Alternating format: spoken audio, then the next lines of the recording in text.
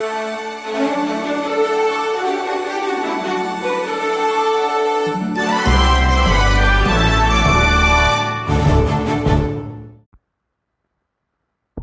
की सैर, जिसे सैर गुल फरोशन या 3 दिवसीय फूलों की बारात के रूप में भी जाना जाता है। यह त्यौहार आमतौर पर बरसात के मौसम के बाद सितंबर महीने में दिल्ली के महरौली क्षेत्र में आयोजित किया जाता है। यह एक ऐसे त्यौहार के रूप में जाना जाता है जिसमें हिंदू और मुस्लिम दोनों शामिल होते हैं। यह त्यौहार महरौली स्थित जहाज महल को फूलों से सुसज्जित कर नृत्य, नाटक और गीतों द्वारा इस तरह से मनाई जाती है जिसमें हिंदू मुस्लिम के सांस्कृतिक मिलन और एकता का एक अनूठा प्रयास दिखता है। इस त्यौहार के आरंभ होने की परंपरा 19वीं शताब्दी में मुगल राजा अकबर शाह द्वितीय, जिसका शासनकाल 1808 से 1837 तक की थी, उसी दौरान 1812 में शुरू हुई। कहा जाता है कि अकबर शाह द्वितीय अपने बड़े बेटे सिराजुद्दीन जफर, जिसे बहादुर शाह जफर द्वितीय के नाम से भी जाना जाता है, उससे खुश नहीं था और अपने उत्तराधिकारी के रूप में छोटे बेटे मिर्जा जहांगीर को वली अहद के रूप में नामित करना चाहता था। लेकिन तब तक भारत में अंग्रेज अपना पांव इस कदर पसार चुके थे कि उनकी मर्जी के बिना कुछ भी करना मुगलों के लिए भी अब आसान नहीं रह गया था।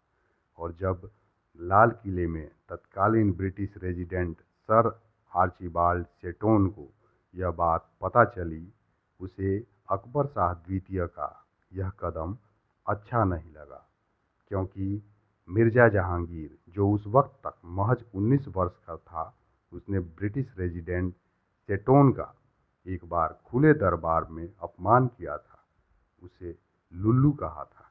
लेकिन उस वक्त ब्रिटिश रेजिडेंट सेटोन ने कोई प्रतिक्रिया नहीं दी थी, क्योंकि कहा जाता है कि उसे लुल्लू का अर्थ ही समझ में नहीं आया था। लेकिन जब बाद में उसे इस अपमानजनक शब्द का सही अर्थ पता चला, वह बहुत नाराज हुआ। जिसके कुछ दिनों बाद जब मिर्जा जहांगीर लाल किले में नौबत खाना की छत पर मजे कर रहे थे, तभी सेटन दरबार से आ रहे थे, जिसे देखकर मिर्जा जहांगीर ने छत से ही रेजिडेंट पर गोली चला दी। लेकिन रेजिडेंट सेटन बच निकला और उसका अर्दली मारा गया, जिसके बाद मिर्जा जहांगीर को ब्रिटिश रेजिडेंट के आदेश के आधार पर इलाहाबाद में निर्वासित कर दिया गया था। जिसके कारण मिर्जा जहांगीर की मां ने व्याकुल होकर प्रण लिया कि यदि उनका बेटा इलाहाबाद से रिहा कर दिया गया तो वह महरौली में ख्वाजा बख्तियार काकी की दरगाह पर फूलों की चादर चढ़ाएगी।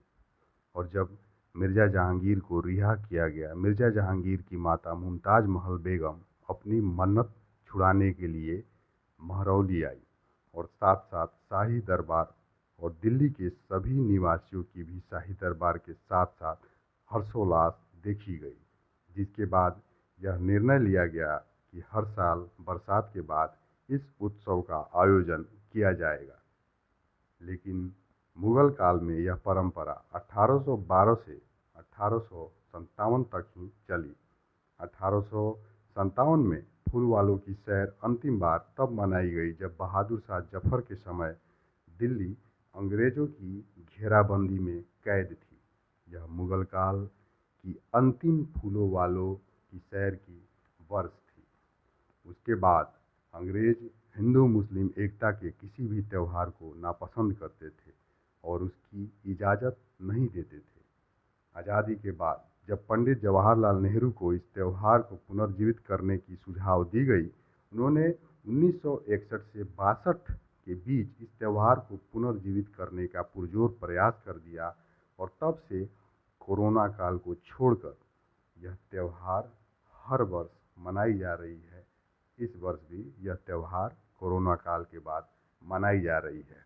यह त्यौहार दिल्ली के महरौली स्थित जहाज महल में विशेष रूप से कई सांस्कृतिक कार्यक्रमों के रूप में मनाई जाती है। और सबसे खास बात कि फूल बेचने वालों के लिए यह एक ऐसा अवसर होता है कि फूलों से सुसज्जित इस पूरे फूल वालों की सैर के दौरान बड़ी मात्रा में फूलों की मांग दिखती है, जिससे फूल की खेती करने वालों और फूल बेचने वालों की आर्थिक स्थिति को भी एक विशेष बल मिलता है।